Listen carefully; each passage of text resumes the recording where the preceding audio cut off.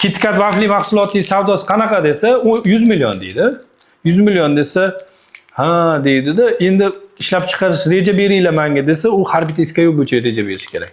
Vaflidan 100 millionlik sotiladi, lekin bunisidan 20 million, bunisidan 30 million, bunisidan 40 million. Ko'p savdodagi, ko'p do'konlar bilan ishlaydigan agent deymiz, supervisor deymiz, menejer deymiz, sotuvchi deymiz, barcha shu terminni biladi, ishlatadi. Bu termin SKU, ya'ni Stock Keeping Unit inglizchasiga. Endi bunga hozir chuqurroq kiramiz. Agar siz ishlab chiqaruvchi bo'lsangiz, mana biz ma'lum bir maxsus mahsulotlarni olib keldik, ko'rsatish, tushuntirish uchun. Deylik, siz chortoq suvini ishlab chiqaruvchisi bo'lsangiz, demak, sizda chortoqni har xil formatdagi mahsuloti bor. Bu SKUlar sonini aniqlashda mana bu bitta SKU hisoblanadi. Bu 05 formatdagi gazli, bu bir SKU. Agar buni bez gaz, ya'ni gazsiz suv bo'lsa, bu ikkinchi SKU. Endi tushunarli bo'lish uchun mana bu yerda bizni oldimizda 4 xil SKU da mahsulotlar bor. Lekin mana bu holatda turganda ham bu 4 xil SKU, chunki mana bu ikkitasi bir xil mahsulot. Yana tushunarli bo'lish uchun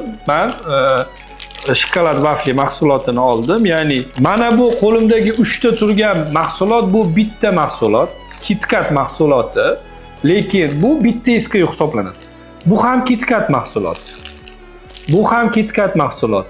Bizda lekin bu 3 xil formatda ekanligi uchun bu 3 ta SKU hisoblanadi. Siz endi yaxshi bilib oldingiz SKU nimaligini. Buni yangi bu sohaga kiryapgan, yangi ishlab chiqaruvchi, yangi tadbirkor, yangi agent, yangi supervisorlarga yuboring.